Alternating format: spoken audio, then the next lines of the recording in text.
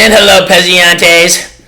The Maestro is back and acting better than ever, and in a little bit of spirits today, and I wanted to react to an Andrew Mice Tate clip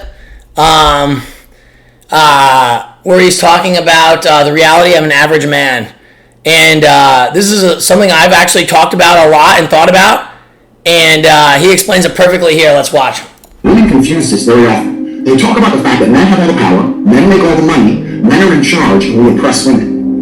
But guess what? They're only talking about the top 1% of the men. All those attractive women that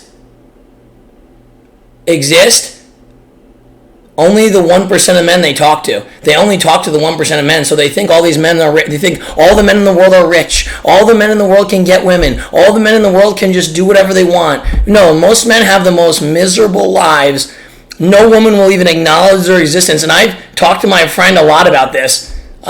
Before 6 years ago, before Andrew Tate even said any of this stuff, and I didn't know how to describe it though. I'm like, I just kept talking about it. I'm like, why can't I get any girls? These girls won't acknowledge my existence. I go up to thousands of them. I get rejected by all of them, no matter like. And he explains it. And Andrew Tate explains it perfectly. Let me make something very clear to you. Okay. Firstly, you're confusing 1% of men with all men. The majority of men have no money, no power, no sex in their life, no chance in court. I've known this girl for 2 years. I'm not getting any sex. Well, they can't even keep their house. They won't get to see their kids, and they don't. So most men, they're like men have zero leverage in the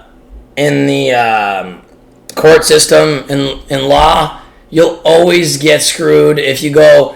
That's why when one friend was going to call the cops to get this girl out of the house, and he asked me, should I call the cops on her? I'm like, don't even bother, because it's just going to end up with you in handcuffs probably, because it's just so one-sided. Sucks. That's the first thing. The second thing, when a man, even though he owned the house, man gets up at 4 a.m. to go carry garbage to earn a good wage. Guess what? He's not thinking about oppressing women. He's thinking about taking care of women, because he's going to work all day carrying garbage. He's going to work all day shoveling snow. He's going to work all day in the backyard of a coal mine so that he can come home and put food on the table for his kids and go to the strip take care of his wife. Thinking, I'm going to do this so I can oppress that bitch because she's drunk. He's doing it thinking so I can provide for my family, so my woman can stay at home. And the women all laugh because they know it's true. And raise my kids and have nice nails while I'm out here carrying trash. You go to a coal mine, those dudes are not down there thinking about oppressing women. They're down there thinking about providing for women. Now, I'm not saying that there's not bad apples, but in general, us men are prepared to take on more bullshit to protect you than you would possibly believe. And in the modern world, they've spun that. Feminism spun that. Men make all the men make money. You want to make more money because men make money and men are in charge and men have the good jobs. Men are out here giving up their fucking life. These women confuse this, though. And he says it so perfectly. He's one of the best communicators and best talkers of all time. The Maestro brain doesn't work as good.